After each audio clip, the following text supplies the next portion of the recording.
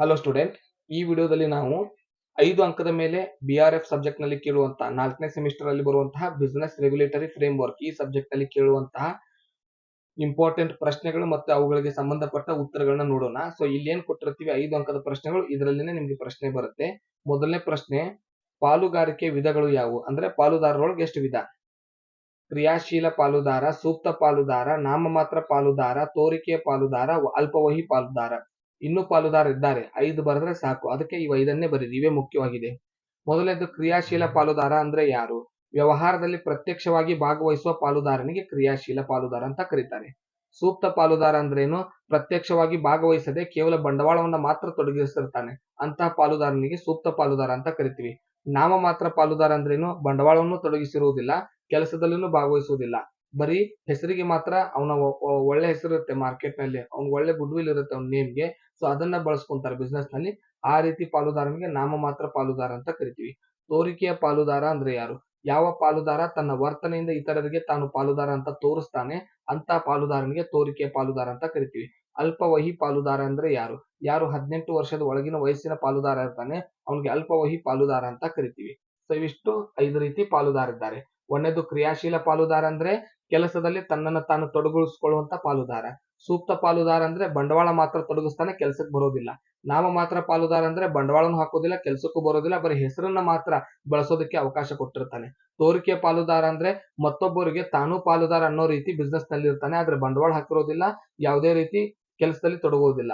ಅಲ್ಪವಹಿ ಪಾಲುದಾರ ಅಂದ್ರೆ 18 ವರ್ಷದ ಒಳಗೆ ಪಾಲುದಾರ ಇದ್ರೆ, ಅವನ ವಯಸ್ಸು 18 ವರ್ಷದೊಳಗಿದ್ರೆ ಆತನಿಗೆ ಅಲ್ಪವಹಿ ಪಾಲುದಾರ ಅಂತ ಕರಿತೀವಿ. ಇನ್ನು ನೆಕ್ಸ್ಟ್, ಊರ್ಜಿತ ಒಪ್ಪಂದದ ಅವಶ್ಯಕ ಅಂಶಗಳನ್ನು ವಿವರಿಸಿರಿ. ಇದು ಭರವಸೆದಾರನ ಅಪೇಕ್ಷೆಯ ಮೇರೆಗೆ ನಡೆಯಬೇಕು. ಇದು ವಾಗ್ದಾನದಿಂದ ಅಥವಾ ಇತರ ಯಾವುದೇ ವ್ಯಕ್ತಿಯಿಂದ ನಡೆಸಬಹುದು. ಭೂತ, ವರ್ತಮಾನ ಅಥವಾ ಭವಿಷ್ಯತ್ಗಾಗಿ ಇದು ಇರಬಹುದು. ಇದು ಮೌಲ್ಯಯುತವಾಗಿರಬೇಕು. ಇದು ನಿಜವಾಗಿ ಇರಬೇಕು, ಭ್ರಮೆ ಆಗಿರಬಾರದು. ಇದು ಭರವಸೆಯ ದರದ ಅಸ್ತಿತ್ವದಲ್ಲಿರುವ ಬಾಧ್ಯತೆಯ ಹೊರತಾಗಿ ಬೇರೆ ಯಾವುದೇ ಆಗಿರಬೇಕು. ಇದು ನೈತಿಕ ಅಥವಾ ಸಾರ್ವಜನಿಕ ನೀತಿಗೆ ವಿರುದ್ಧವಾಗಿರಬೇಕು. ಇನ್ನು ಮೂರನೇ ಪ್ರಶ್ನೆ, ಒಪ್ಪಂದ ಉಲ್ಲಂಘನೆ ಎಂದರೇನು? ಅದರ ಮಾರ್ಗಗಳನ್ನು ವಿವರಿಸಿರಿ. ಒಪ್ಪಂದ ಉಲ್ಲಂಘನೆ ಎಂದರೆ ನಿರ್ದಿಷ್ಟವಾದ ಒಪ್ಪಂದದ ಒಂದು ಪಕ್ಷವು ಕೆಲವೊಂದು ಬಾರಿ ಒಪ್ಪಂದವನ್ನು ನಿರ್ವಹಿಸಲು ಸಾಧ್ಯವಾಗದೆ ಸ್ವಂತ ಕಾರ್ಯಗಳ ಒತ್ತಡದಿಂದ ಇತರ ಯಾವುದೇ ಕಾರಣಗಳಿಂದ ಸಮಯಕ್ಕೆ ಸರಿಯಾಗಿ ಪೂರ್ಣಗೊಳಿಸದಿದ್ದಲ್ಲಿ ಅಥವಾ ನಿರ್ವಹಿಸಲು ಸಾಧ್ಯವಾಗದಿದ್ದಲ್ಲಿ ಇದನ್ನು ಒಪ್ಪಂದ ಉಲ್ಲಂಘನೆ ಅಂತ ಕರಿತೇವೆ. ಒಪ್ಪಂದ ಅಂದ್ರೆ ಅಗ್ರಿಮೆಂಟ್. ಅಗ್ರಿಮೆಂಟ್ ನ ಬ್ರೀಚ್ ಮಾಡೋದು, ಬ್ರೇಕ್ ಮಾಡೋದು, ಮುರಿಯೋದು, ಇದಕ್ಕೆ ಒಪ್ಪಂದ ಉಲ್ಲಂಘನೆ ಅಂತ ಕರಿತೀವಿ. ಇದಕ್ಕೆ ಒತ್ತಡಗಳು ಇರಬಹುದು, ಕೆಲಸಗಳ ಒತ್ತಡದಿಂದ ಈ ನಿಯಮಗಳು ಮುರಿಬಹುದು, ಅಥವಾ ಬೇರೆ ಕಾರಣಗಳಿಂದಾಗಿ ಈ ನಿಯಮಗಳು ಮುರಿಬಹುದು. ಯಾವ ವ್ಯಕ್ತಿ ಒಪ್ಪಂದಕ್ಕೆ ಬಾಧ್ಯನಾಗಿರುತ್ತಾನೋ ಅವನು ಹೇಳಿದಂತೆ ನಡ್ಕೊಳ್ಳಿಲ್ಲ ಅಂದ್ರೆ, ಸರಿಯಾಗಿ ಅದನ್ನ ಪೂರ್ತಿಗೊಳಿಸ್ಲಿಲ್ಲ ಅಂದ್ರೆ ಅದನ್ನ ಒಪ್ಪಂದ ಉಲ್ಲಂಘನೆ ಅಂತ ಕರಿತೀವಿ. ಯಾವ್ಯಾವ ರೀತಿ ಒಪ್ಪಂದದ ಉಲ್ಲಂಘನೆಗಳು ಇರ್ತವೆ? ಮಾರ್ಗಗಳು: ಸಣ್ಣ ಉಲ್ಲಂಘನೆ, ನಿಗದಿತ ದಿನಾಂಕದೊಳಗೆ ವಸ್ತು ಸೇವೆಗಳನ್ನು ಸ್ವೀಕರಿಸದಿದ್ದರೆ ಅಥವಾ ನೀಡದಿದ್ದರೆ ಅದನ್ನು ಸಣ್ಣ ಉಲ್ಲಂಘನೆ ಅಂತ ಕರಿತೀವಿ. 2 ಪಾರ್ಟಿ ಇರ್ತಾವ ಪ್ರತಿಯೊಂದು ಒಪ್ಪಂದದಲ್ಲಿ, ಒಬ್ಬ ವ್ಯಕ್ತಿ ಕೊಡವ, ಒಬ್ಬ ವ್ಯಕ್ತಿ ತಗೊಳವ. ಸೊ ಕೊಡೋ ವ್ಯಕ್ತಿ ಅಥವಾ ತಗೋ ವ್ಯಕ್ತಿ ನಿಗದಿತ ದಿನಾಂಕ ಫಿಕ್ಸ್ ಮಾಡಿರುವಂತ ಡೇಟ್ ನೊಳಗನೆ ವಸ್ತುಗಳನ್ನ ಸರಿಯಾಗಿ ಪೂರೈಕೆ ಮಾಡ್ಲಿಲ್ಲ ಅಂದ್ರೆ ಅಥವಾ ಸ್ವೀಕರಿಸಲಿಲ್ಲ ಅಂದ್ರೆ ಅದನ್ನ ಸಣ್ಣ ಉಲ್ಲಂಘನೆ ಅಂತ ಕರಿತೀವಿ. ವಸ್ತು ಉಲ್ಲಂಘನೆ, ಒಪ್ಪಂದದಲ್ಲಿ ಹೇಳಿದ್ದಕ್ಕಿಂತ ಭಿನ್ನವಾಗಿರುವ ವಸ್ತುಗಳನ್ನು ಸ್ವೀಕರಿಸಿದಾಗ ಅದು ವಸ್ತು ಉಲ್ಲಂಘನೆ. ಅಂದ್ರೆ ಆರ್ಡರ್ ಕೊಟ್ಟಿರುವಂತ ವಸ್ತುನೇ ಬೇರೆ, ಬಂದಿರುವಂತ ವಸ್ತುನೇ ಬೇರೆ ಆದ್ರೆ ಅದು ವಸ್ತು ಉಲ್ಲಂಘನೆ. ನಿಜವಾದ ಉಲ್ಲಂಘನೆ, ಒಪ್ಪಂದದ ನಿಯಮಗಳನ್ನು ಉಲ್ಲಂಘಿಸಿದರೆ ಅದನ್ನು ನಿಜವಾದ ಉಲ್ಲಂಘನೆ ಅಂತ ಕರಿತೀವಿ. ಒಪ್ಪಂದದ ನಿಯಮಗಳಂದ್ರೆ ಉದಾಹರಣೆಗೆ ಈಗ ಗ್ಯಾರಂಟಿ ವಾರಂಟಿ ಇರುತ್ತೆ. ಸೊ ಗ್ಯಾರಂಟಿ ವಾರಂಟಿ ಪೀರಿಯಡ್ ಇದ್ರೂ ಕೂಡ ಅದನ್ನ ಸರಿಪಡಿಸಿಕೊಡೋದಿಲ್ಲ ಅಥವಾ ಹೇಳಿರುವಂತ ನಿಯಮಗಳನ್ನು ಪಾಲಿಸೋದಿಲ್ಲ, ಇದು ನಿಜವಾದ ಉಲ್ಲಂಘನೆ.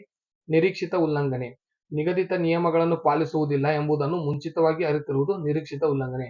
ಇದ್ರಿಗಿರೋ ವ್ಯಕ್ತಿ ಅಥವಾ ನಮ್ಮ ಜೊತೆ ವ್ಯವಹಾರ ಮಾಡಿರೋ ವ್ಯಕ್ತಿ ನಿಯಮಗಳನ್ನ ಪಾಲಿಸೋದಿಲ್ಲ ಅನ್ನೋ ಮುಂಚಿರ್ತನೆ ಊಹೆ ಮಾಡಿದ್ರೆ ಅದನ್ನ ನಿರೀಕ್ಷಿತ ಉಲ್ಲಂಘನೆ ಅಂತ ಕರೀತಾರೆ. ಇನ್ನು 4ನೇ ಪ್ರಶ್ನೆ, ನಿಯಮಿತ ಹೊಣೆಗಾರಿಕೆ ಪಾಲುಗಾರಿಕೆಯ ಲಕ್ಷಣಗಳನ್ನು ತಿಳಿಸಿ. ನಿಯಮಿತ ಹೊಣೆಗಾರಿಕೆ ಪಾಲುಗಾರಿಕೆ ಕಂಪನಿ ಹೆಸರನ್ನು ಕಂಪನಿ ರಿಜಿಸ್ಟ್ರಾರ್ ಅನುಮೋದಿಸುತ್ತದೆ. ನಿಯಮಿತ ಅನಿಯಮಿತ ಅನ್ನೋ ಪದದ ಅರ್ಥ ಮೊದಲು ನಿಮ್ಗೆ ಗೊತ್ತಿರಬೇಕು. ಹಾಕಿದ ಬಂಡವಾಳದ ಪ್ರಮಾಣಕ್ಕೆ ಸಮಾನವಾದ ಹೊಣೆಗಾರಿಕೆ ಇರಬೇಕು. ಅಂದ್ರೆ ಕಂಪನಿ ಒಂದ್ ವೇಳೆ ನಷ್ಟ ಅನುಭವಿಸಿದಾಗ ಅವರ ಬಿಸ್ನೆಸ್ಗೋಸ್ಕರ ಹಾಕಿದಂತ ಬಂಡವಾಳಕ್ಕೆ ಮಾತ್ರ ಅವ್ರು ಹೊಣೆಗಾರರಾಗಿರ್ತಾರೆ, ಅದರ ಮೇಲಿನ ಪ್ರತ್ಯೇಕ ಆಸ್ತಿಗಳಿಗೆ ಯಾವುದೇ ಜವಾಬ್ದಾರಿ ಇರೋದಿಲ್ಲ. ಸೊ ಅಂತ ಕಂಪನಿಗಳಿಗೆ ನಿಯಮಿತ ಹೊಣೆಗಾರಿಕೆ ಅಂತ ಕರಿತೀವಿ. ಸೊ ನಿಯಮಿತ ಹೊಣೆಗಾರಿಕೆನ ಕಂಪಲ್ಸರಿ ರಿಜಿಸ್ಟ್ರೇಷನ್ ಮಾಡಬೇಕು. ಅದಕ್ಕೆ ಹೆಸರನ್ನ ಯಾರು ಕೊಡ್ತಾರೆ ಅಂದ್ರೆ ಕಂಪನಿ ರಿಜಿಸ್ಟ್ರಾರ್ ಹೆಸರನ್ನ ಅನುಮೋದಿಸ್ತಾರೆ. ಪಾಲುದಾರರ ಒಪ್ಪಂದದ ಮೂಲಕ ನಿಯಮಿತ ಹೊಣೆಗಾರಿಕೆಯನ್ನು ಪಾಲುಗಾರಿಕೆಗೆ ಅಸ್ತಿತ್ವಕ್ಕೆ ಬರುತ್ತದೆ. ಅಂದ್ರೆ ಅದರಲ್ಲಿರುವ ಎಲ್ಲಾ ಪಾಲುದಾರರು ಒಪ್ಪಿಗೆ ಸಮ್ಮತಿ ನೀಡಬೇಕು, ಅವಾಗ ಮಾತ್ರ ಇದು ಸ್ಥಾಪನೆ ಆಗುತ್ತೆ. ಇದು ಸಂಬಂಧಿತ ಕರ್ತವ್ಯಗಳು, ಜವಾಬ್ದಾರಿಗಳು ಮತ್ತು ಲಾಭ ಹಂಚಿಕೆ ಅನುಪಾತವನ್ನು ನಿರ್ಧರಿಸುತ್ತದೆ. ಇದರ ಒಪ್ಪಂದವು ಕಂಪನಿಗಳ ರಿಜಿಸ್ಟ್ರಾರ್ನೊಂದಿಗೆ ತುಂಬಲಾಗುತ್ತದೆ. ಪಾಲುದಾರರ ಹೊಣೆಗಾರಿಕೆಗಳು ಅವರ ಬಂಡವಾಳದ ಮಟ್ಟಿಗೆ ಮಾತ್ರ ಸೀಮಿತವಾಗಿರುತ್ತವೆ. ಕನಿಷ್ಠ 2 ವ್ಯಕ್ತಿಗಳು ನಿಯೋಜಿತ ವ್ಯಕ್ತಿಗಳಾಗಿ ನೇಮಿಸಬೇಕು. ಇವರಲ್ಲಿ ಒಬ್ಬರು ಪಾಲುದಾರರಾಗಿರಬೇಕು. ನಿಯಮಿತ ಹೊಣೆಗಾರಿಕೆ ಪಾಲುದಾರಿಕೆ ಪ್ರತಿ ವರ್ಷ ಕಂಪನಿಗಳ ರಿಜಿಸ್ಟರ್ಗೆ ಆರ್ಥಿಕವಾಗಿ ಸಮರ್ಥ ಪ್ರಮಾಣದ ಪತ್ರವನ್ನು ಸಲ್ಲಿಸಬೇಕು. ಪ್ರತ್ಯೇಕ ಕಾನೂನು ಘಟಕದ ಅಸ್ತಿತ್ವವನ್ನು ಇದು ಹೊಂದಿರುತ್ತದೆ. ಪಾಲುದಾರಿಕೆ ಸೀಮಿತ ಹೊಣೆಗಾರಿಕೆಯನ್ನು ಇದು ನೀಡುತ್ತದೆ. ಸಾಮಾನ್ಯ ಪಾಲುದಾರರು ಸಂಸ್ಥೆಯಂತೆ ಇವರು ಲಾಭ ಹಂಚಿಕೆಯನ್ನು ಮಾಡಿಕೊಳ್ಳುತ್ತಾರೆ. ಸೀಮಿತ ಪಾಲುದಾರರು ಯಾವುದೇ ವ್ಯಕ್ತಿಗಳಾಗಿರಬಹುದು ಅಥವಾ ಕಾರ್ಪೊರೇಟ್ ಬಾಡಿಗಳಾಗಿರಬಹುದು. 5ನೇ ಪ್ರಶ್ನೆ, ಜಾಮೀನು ಅಥವಾ ನಿಕ್ಷೇಪಣೆ ಅಥವಾ ಬೇಲ್ಮೆಂಟ್ ಒಪ್ಪಂದದ ಲಕ್ಷಣಗಳನ್ನು ತಿಳಿಸಿ. ಅಂದ್ರೆ ಕ್ವಶನ್ ಅಲ್ಲಿ ಒಮ್ಮೊಮ್ಮೆ ಬೇಲ್ಮೆಂಟ್ ಒಪ್ಪಂದದ ಲಕ್ಷಣ ತಿಳಿಸಿ ಅಂತ ಕೊಡ್ತಾರೆ, ನಿಕ್ಷೇಪಣೆ ಒಪ್ಪಂದದ ಲಕ್ಷಣಗಳನ್ನ ತಿಳಿಸಿ ಅಂತ ಕೊಡ್ತಾರೆ, ಜಾಮೀನು ಒಪ್ಪಂದದ ಲಕ್ಷಣಗಳನ್ನ ತಿಳಿಸಿ ಅಂತ ಕೊಡ್ತಾರೆ. ಸೊ ಬೇರೆ ಬೇರೆ ಶಬ್ದಗಳಿದೆ ಅದಕ್ಕೆ. ಜಾಮೀನು, ನಿಕ್ಷೇಪಣೆ, ಬೇಲ್ಮೆಂಟ್, ಈ 3 ಪದಗಳನ್ನ ನೀವು ನೆನಪಿಟ್ಕೋಬೇಕಾಗತ್ತೆ. ಇದರಲ್ಲಿ 3 ಪಕ್ಷಗಳಿರುತ್ತೆ. ಇದರಲ್ಲಿ 3 ರೀತಿಯ ಒಪ್ಪಂದ ಪತ್ರಗಳನ್ನ ರಚನೆ ಮಾಡಲಾಗುತ್ತೆ. ಅಂದ್ರೆ ಪ್ರತಿಯೊಂದು ಪಕ್ಷಕ್ಕೂ ಒಂದೊಂದು ಕಾಪಿ ಇರುತ್ತೆ. 3 ಪಕ್ಷಗಳ ಸಹಮತ ಇದರಲ್ಲಿ ಇರುತ್ತೆ. ಇದು ಮೌಖಿಕವಾಗಿರ್ಬೋದು ಅಥವಾ ಲಿಖಿತವಾಗಿರ್ಬೋದು. ಅಂದ್ರೆ ಮಾತಿನ ಮೂಲಕನೂ ಒಪ್ಪಂದ ನಡೆಸಬಹುದು ಅಥವಾ ಬರವಣಿಗೆ ಮೂಲಕನೂ ನಡೆಸಬಹುದು. ಹೊಣೆಗಾರಿಕೆಯು ದ್ವಿತೀಯವಾಗಿರುತ್ತದೆ, ಇಬ್ಬರ ಮೇಲೇನೂ ಜವಾಬ್ದಾರಿ ಇರುತ್ತೆ. ಗ್ಯಾರಂಟಿಯು ಸಾಲಗಾರನ ಜ್ಞಾನದಲ್ಲಿ ಇರುತ್ತದೆ.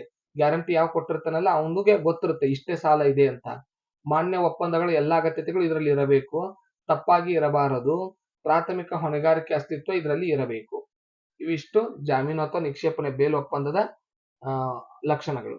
ಇನ್ನು ನಿಕ್ಷೇಪಣೆ ಅಥವಾ ಬೇಲ್ಮೆಂಟ್ ನ ಅವಶ್ಯಕ ಅಂಶಗಳನ್ನ ವಿವರಿಸಿರಿ. ಒಪ್ಪಂದದ ಅಸ್ತಿತ್ವ, ಸ್ವಾಧೀನದ ವಿತರಣೆ, ಉದ್ದೇಶ, ಸರಕುಗಳ ಹಿಂತಿರುಗಿಸುವಿಕೆ, ಚಲಿಸಬಲ್ಲ ಆಸ್ತಿ, ಸ್ವಾಧೀನ ಮತ್ತು ಮಾಲೀಕತ್ವ, ಆರೈಕೆ, ಕರ್ತವ್ಯ, ಪರಿಹಾರ. ಇವುಗಳಿಗೆ ನೀವು ಎಕ್ಸ್ಪ್ಲೇನ್ ಓನ್ ಆಗಿ ಬರೀಬೇಕಾಗುತ್ತೆ. 7ನೇ ಪ್ರಶ್ನೆ, ನಷ್ಟ ಪರಿಹಾರ ಜಾಮೀನು ಕಾಯ್ದೆ ನಡುವಿನ ವ್ಯತ್ಯಾಸ ತಿಳಿಸಿ. ನಷ್ಟ ಪರಿಹಾರ, ಇಲ್ಲಿ ಮುಖ್ಯ ಸಾಲದ ಅವಶ್ಯಕತೆ ಇಲ್ಲ, ಜಾಮೀನಿಗೆ ಮುಖ್ಯ ಸಾಲದ ಅವಶ್ಯಕತೆ ಇರುತ್ತದೆ. ನಷ್ಟ ಪರಿಹಾರ ಒಂದೇ ಒಪ್ಪಂದವಿರುತ್ತದೆ, ಜಾಮೀನಿನಲ್ಲಿ ಒಂದಕ್ಕಿಂತ ಹೆಚ್ಚು ಒಪ್ಪಂದಗಳು ಇರುತ್ತೆ. ಇನ್ನು 8ನೇ 5 ಮಾರ್ಕ್ಸಿನ ಕ್ವಶನ್, ಗ್ರಾಹಕನ ಎಚ್ಚರವಾಗಿರು, ಇದರ ಅಪವಾದಗಳು ಯಾವುವು? ಖರೀದಿದಾರರು ಬಯಸಿದ ಗುಣಮಟ್ಟದ ಮತ್ತು ದೃಢತ್ವದ ಷರತ್ತನ್ನು ಹೊಂದಿರುತ್ತಾರೆ. ವ್ಯಾಪಾರಕ್ಕೆ ಯೋಗ್ಯ ವಸ್ತುಗಳನ್ನು ಇಲ್ಲಿ ರೂಪಿಸಲಾಗುತ್ತದೆ. ಸಾಂಪ್ರದಾಯಿಕ ವ್ಯಾಪಾರವನ್ನು ರಚಿಸಲಾಗುತ್ತದೆ. ಸ್ಯಾಂಪಲ್ ಇತ್ಯಾದಿಗಳ ಮೂಲಕ ಇಲ್ಲಿ ಮಾರಾಟ ಮಾಡಲಾಗುತ್ತದೆ. ಮಾರಾಟಗಾರನಿಂದ ಮೋಸವಾಗುವಂತಹ ಸಂದರ್ಭಗಳು ಇರುತ್ತೆ. ಮಾಹಿತಿ ಹಕ್ಕು ಮತ್ತು ಕಾಯ್ದೆ ಉದ್ದೇಶಗಳು ಯಾವುವು? ವಿಸ್ತರಿಸುತ್ತಿರುವ ಅಂತರ್ಜಾಲ ಚಟುವಟಿಕೆಗಳ ಮೇಲೆ ನಿಗಾ ವಹಿಸುವುದು, ಸೈಬರ್ ಅಪರಾಧಗಳ ಮೇಲೆ ನಿಯಂತ್ರಣ ಮತ್ತು ನಿಗಾ ವಹಿಸುವುದು, ಬಳಕೆದಾರರ ಹಿತರಕ್ಷಣೆ ಕಾಪಾಡುವುದು, ಡಿಜಿಟಲ್ ಸಹಿ ಮತ್ತು ಕಾರ್ಯಗಳಿಗೆ ದೃಢೀಕರಣ ನೀಡುವುದು, ಡಿಜಿಟಲ್ ಕ್ಷೇತ್ರದ ಬೆಳವಣಿಗೆಯನ್ನು ಮಾಡುವುದು. ಸೊ ಇವಿಷ್ಟು 9 ಪ್ರಶ್ನೆಗಳು ನಿಮಗೆ 5 ಅಂಕಕ್ಕೆ ಇಂಪಾರ್ಟೆಂಟ್. ಮುಂದಿನ ವಿಡಿಯೋದಲ್ಲಿ 10 ಅಂಕದ ಪ್ರಶ್ನೆಗಳ ವಿವರಣೆಯೊಂದಿಗೆ ಭೇಟಿಯಾಗೋಣ. ಧನ್ಯವಾದಗಳು.